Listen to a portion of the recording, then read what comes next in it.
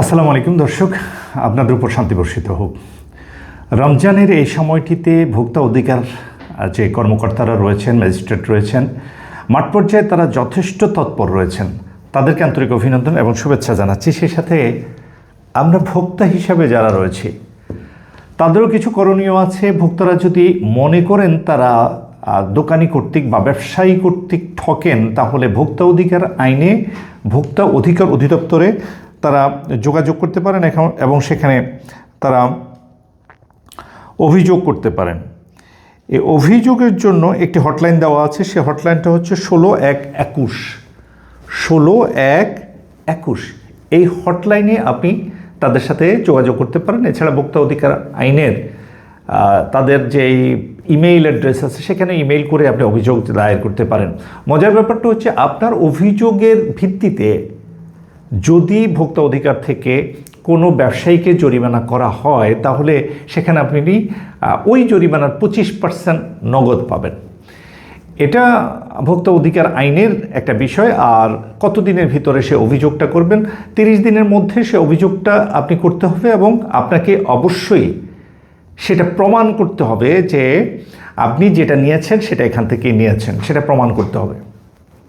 দ্বিতীয় যেটা আমার কাছে মনে হয়, ভোক্তা অধিকার অধিদপ্তর থেকে প্রচুর পরিমাণে এখন এলপিজি নিয়ে অভিযোগ দাখিল করছে। এলপিজির মূল্য নিয়ে নানা রকম যে অভিযান করা হচ্ছে, সে অভিযানে অনেককে অভিযুক্ত করা হচ্ছে এবং তাদেরকে জরিমানা করা হচ্ছে। প্রশ্ন হচ্ছে, জরিমানা করার পরে তাদের কাছে যে সিলিন্ডারগুলো থাকে, ভোক্তা অধিকারের কর্মকর্তারা, ভোক্তা অধিকার অধিদপ্তরের কর্মকর্তারা যখন চলে যান বা সেখান থেকে ম্যাজিস্ট্রেট মহোদয়রা যখন চলে যান, তখন কি সেই দামে অর্থাৎ সরকার নির্ধারিত দামে তারা বিক্রি করছেন কিনা? বিক্রি যদি না করে থাকেন, ভোক্তারা তাদের কাছে অভিযোগ করেন কিনা, এখানে একটা বিষয়। এখন প্রশ্ন হচ্ছে, যদি বাস্তব এটা হয় যে যারা বিক্রি করেন তারা সেই দামে কিনতে পারেন না, যেই দামে রাষ্ট্র নির্ধারিত করে দিয়েছে সেই দামে কিনতে পারেন না, তাহলে তারা বিক্রি করবেন কত?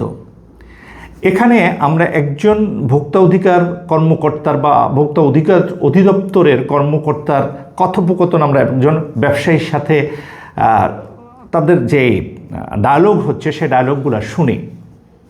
যার কাছ থেকে কমে পাবেন তার কাছ থেকে কিনবেন, যার কাছে কমে পাইতেছি না তাহলে বিক্রি করবেন না, সমস্যা কি? তাহলে আমার ও কি গ্যাস খাবে? বন্ধ করে বন্ধ রাখবেন। আর সে কি গ্যাস খাবে? তাহলে আমার খরচটা কি সরকার চালাবে? না, আপনার খরচ সরকার চালাবে কেন? তাহলে আমি সরকার যেটা নির্ধারণ করে দিয়েছে, কিভাবে চালাবো? সরকার যেটা নির্ধারণ করে দিয়েছে এর বাইরে আপনি বিক্রি করতে পারবেন। আমি তো ওইটাই বুঝাইতে চাইতেছি। আমি যে 1334 টাকায় 36 টাকা ভাড়া আমি দিয়ে আমি কিভাবে 56 টাকা বিক্রি করি, এটা একটু বুঝাবেন। আপনি না পয়সালে বিক্রি করবেন না, সোজা কথা। এখন যে ডায়লগগুলো আমরা শুনেছি, সেই ডায়লগের আলোকে একজন ব্যবসায়ী বলছেন যে আমি এই দামে কিনতে পারছি না, তাইলে আমি কি করব? ভোক্তা অধিকার অধিদপ্তরের কর্মকর্তারা বলছেন তাহলে আপনি বেচবেন না। এখন ধরেন তিনি বেচলেন না, ওই এলাকাতে তার যারা কাস্টমার, যারা এই গ্যাসের উপরে নির্ভর করে তাদের খাবার দাবার চালায়, তারা কোথা থেকে কিনবে? বাংলাদেশে এই গ্যাসের দাম বেশি কেন? এটা আমি প্রশ্ন করতে চাই ভোক্তা অধিকার অধিদপ্তরের। যখন একটা দাম নির্ধারিত করবে সরকার, তখন সেটার অ্যাভেলেবিলিটি সরকার নির্ধারিত করতে হবে বা নিশ্চিত করতে হবে। আমি যদি শুধু লক্ষ্মীপুরের কথা বলি, লক্ষ্মীপুরে লক্ষ্মীপুর শহরের আশপাশে, বিশেষ করে লক্ষ্মীপুর যে ঝুমুর এলাকাতে একটা গ্যাস স্টেশন আছে, গত 2 থেকে 3 মাস ধরে এই গ্যাস স্টেশনে গ্যাস নাই। জকসিন বাজারের সাথে একটা গ্যাস স্টেশন আছে, এই গ্যাস স্টেশনে গ্যাস নাই। এখন কেউ প্রশ্ন করবেন যে গ্যাস স্টেশন থেকে কে নিয়ে মানুষ গ্যাস ব্যবহার করে কিনা বাড়িতে? না, বাড়িতে ব্যবহার করে না। যে গাড়িগুলো গ্যাসে চলে, এলপিতে চলে, বাড়িতে আমরা যে গ্যাস ব্যবহার করি সেটা এলপি গ্যাস। সেই এলপি গ্যাস গাড়িতে ব্যবহার করার জন্য নেই। কেন নেই? কারণ এটার অ্যাভেলেবিলিটি নেই, অর্থাৎ এটা পর্যাপ্ত পরিমাণে সাপ্লাই নেই। সরকার সেই পর্যাপ্ত পরিমাণে সাপ্লাই নিশ্চিত যতক্ষণ পর্যন্ত না করবে, ততক্ষণ পর্যন্ত এটার মূল্য কমবে না। এখন যদি সরকারের পক্ষ থেকে কিংবা ম্যাজিস্ট্রেট মহোদয়রা এসে বাজারে ওইভাবে ডায়লগ শো করে, আর ক্রেতারা যখন এই ক্রাইসিসে ভোগ করবে, তখন গালাগাল দিবে কাকে? ব্যবসায়ীকে দিবে না, দিবে সরকারকে। আপনি সরকারের প্রতিনিধিত্ব করতেছেন, সরকার সাধারণ মানুষের স্বার্থে দাম নির্ধারিত করে দিচ্ছে, এটা ঠিক, কিন্তু দাম নির্ধারিত করার সাথে সাথে এটা সাপ্লাই তো নিশ্চিত করতে হবে। সাপ্লাই নিশ্চিত না করে আপনি যদি ব্যবসায়ীকে বলেন যে আপনি এটা বেশি বিক্রি করতে পারবেন না, না হলে কিনবেন না, পাবলিককে আপনি কি বুঝ দিবেন? পাবলিক যখন ক্রাইসিসে পড়বে তখন কি পাবলিকের সামনে এই কথাগুলো বলে আপনি স্বাভাবিকভাবে সেই পরিবেশটা স্বাভাবিক রাখতে পারবেন? তো আমাদের এই উদ্ভট কথাগুলো আমরা যেন না করি। আমরা অনেক সময় যারা ব্যবসায়ী তাদেরকে অভিযুক্ত করি।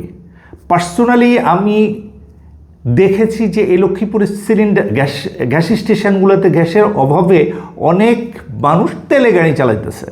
এখন সে তো গ্যাস দিয়ে চালাবে, এই জন্যই তো গ্যাস সিলিন্ডারের ব্যবস্থা নিচ্ছে কিংবা গ্যাস করেছে গাড়িতে। সেখানে সাপোর্ট নাই কেন? তাদেরকে জিজ্ঞাসা করলে বলে যে গ্যাস সাপ্লাই নাই। গ্যাস সাপ্লাই নাই মানে গ্যাস আমদানি যারা করছে, সরকার আমদানির দায়িত্ব দিয়েছে ব্যবসায়ীদেরকে, সুযোগ দিয়েছে ব্যবসায়ীদেরকে। কোন ব্যবসায়ীদেরকে? গ্রামে যেসব দোকানে ব্যবসা করে তাদেরকে না, এই আমদানির দায়িত্ব দিয়েছে দেশের যারা কোটি কোটি টাকার বাণিজ্য করে, কোটি কোটি টাকা ব্যাংকে লেনদেন করে, কোটি কোটি টাকা ব্যাংকের লোন করে তাদেরকে।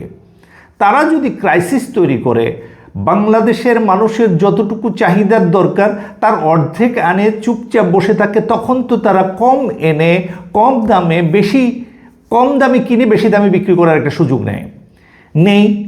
আমার ব্যবসার স্বার্থে, আমার জীবন জীবিকার স্বার্থে আমি তার কাছে যাই, কিনি এবং আবার বিক্রয় করি, সেখানে সে বাড়তি সুযোগ নিচ্ছে। এরকমও দেখা গেছে অনেকের যে অভিযানের সময় আমরা দেখেছি ভোক্তা অধিকার কর্মকর্তারা এবং ম্যাজিস্ট্রেট মহোদয়রা যখন বিভিন্ন অভিযান চালাচ্ছেন তখন দেখি যে ভাউচার দিচ্ছে। যে সকল বড় কোম্পানিগুলো ভাউচার দিচ্ছে তারা যেই দামে নিচ্ছে সেই দামে ভাউচার দিচ্ছে না, ভাউচার দিচ্ছে কম দামে, সরকার থেকে তারা নিজেরা সেভ পাচ্ছে।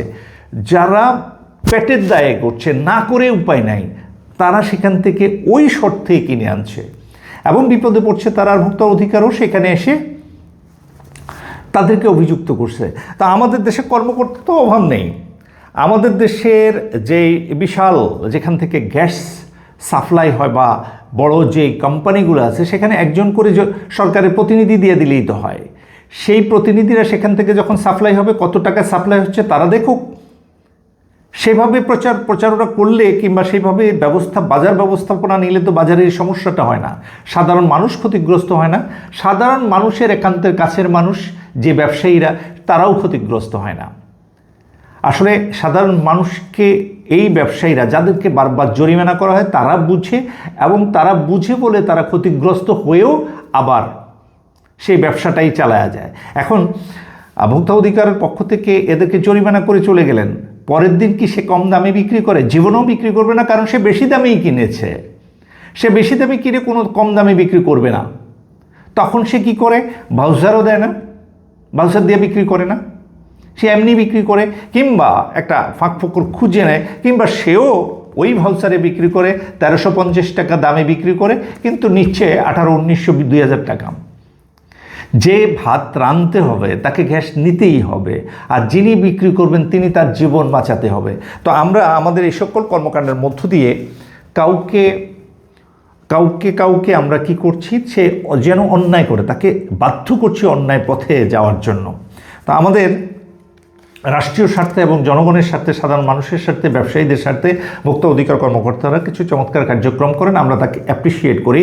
ভোক্তা অধিকারের এই কর্মকাণ্ডটাকে রাষ্ট্রীয়ভাবে আরও ফ্রুটফুল, আরও দায়িত্বশীল পর্যায়ে নিয়ে যাওয়ার জন্য যারা মূল হোতা, যারা বড় ভাই, যারা সিন্ডিকেটের মূল দায়িত্বে রয়েছেন, সেই জায়গায় ভোক্তা অধিকার থেকে একজন করে কর্মকর্তা নিয়োগ করে দেওয়া হোক, এবং সেখান থেকে যেন অ্যাভেলেবিলিটি থাকে, পণ্য যেন সেখান থেকে সহজভাবে সাপ্লাই হতে থাকে, সেই ব্যবস্থা নেওয়া হোক।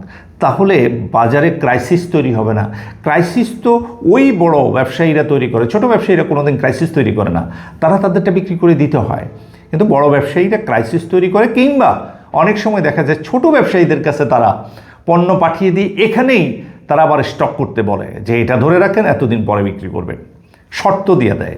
তো এইরকম প্রেক্ষাপটগুলোকে মোকাবেলা করার জন্য আমাদের ভোক্তা অধিকারের কর্মকর্তারা ভূমিকা পালন করবেন এবং এই যে অভিযানের নামে সাধারণ মানুষ অনেক সময় ক্ষতিগ্রস্ত হয়, সাধারণ ব্যবসায়ীরা, ছোট ব্যবসায়ীরা ক্ষতিগ্রস্ত হয়। আসলে এদের খুব বড় কিছু নেই, ছোট ছোট জরিমানা করেন, এই জরিমানাটা তাদের একেবারে ভিতরে গিয়ে লাগে। 5,000 টাকা জরিমানা করেন, 5,000 টাকা সে ওই পরবর্তী ঘ্যাসে আবার 200 টাকা করে বাড়ায় দেয়, কারণ সে 5,000 টাকা উঠাবেই। তো আপনি রাষ্ট্র কী করলেন?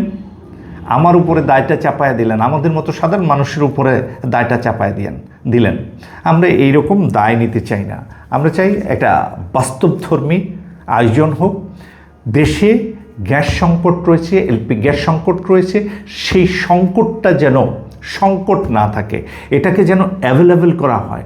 অন্যথায় সরকার, যেমন আমাদের পেট্রোলিয়াম সামগ্রী যেটা সরকার নিজের আমদানি করে, গ্যাস সরকার নিজের আমদানি করুক, তাহলে তো আর ক্রাইসিস থাকে না, একটা রেটের মধ্যে থাকবে।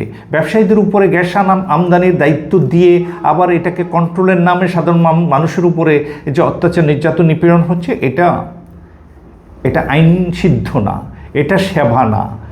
সরকার এই সেবার নামে এটা অনেকটা অত্যাচারের পর্যায়ে চলে যাচ্ছে।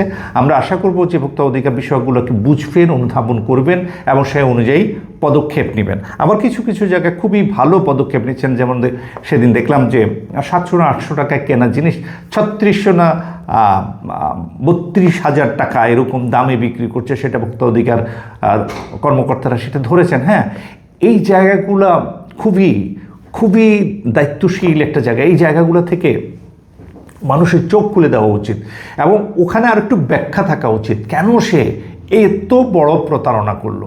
হ্যাঁ, বুঝি 32,000 টাকা দিয়ে কিংবা 22,000 টাকা দিয়ে যারা জিনিস কিনে, তারা ধনী শ্রেণীর, এক ধনিক শ্রেণী আরেক ধনিক শ্রেণীর সাথে প্রতারণা করছে।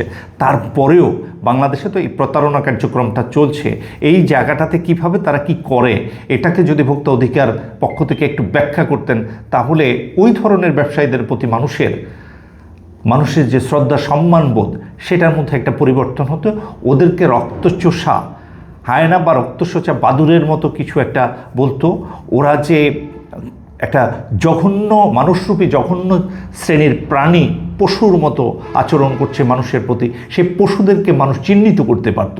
সেটাকে আরেকটু ব্যাখ্যা করা দরকার যে কিভাবে তারা কি করে। এটা যদি একটু ব্যাখ্যা করা হয় তাহলে মানুষ আরও সচেতন হতে পারত। এবং শুধু জরিমানা না, আমি মনে করি যে ওই রকম প্রতিষ্ঠানগুলোকে সিলগালা করে দেওয়া উচিত। 1টা 2টা 3টা 10টা 100টা যদি করে দেওয়া হয়, বাকিগুলো সোজা হয়ে যাবে। তো আমরা আশা করি আমাদের দেশের কল্যাণে, জনগণের কল্যাণে, সাধারণ মানুষের কল্যাণে ভোক্তা অধিকারের পক্ষ থেকে যে কার্যক্রমটি পরিচালনা করা হচ্ছে, সেটাকে আরও একটু দায়িত্বশীলতার সাথে আরও গভীরে প্রবেশ করে এবং বন্ধ করে দেন, এই কথা বলিয়েন না। এটা হচ্ছে সাধারণ মানুষকে আরও নিপীড়নের দিকে নিয়ে যাবে। বরঞ্চ সেটাকে সহজ কিভাবে করা যায়, সেই সহজকরণের জন্য ভূমিকা পালন করবেন, এই প্রত্যাশা রাখছি। এই প্রত্যাশা রেখেই ধন্যবাদ সবাইকে। আসসালামু আলাইকুম।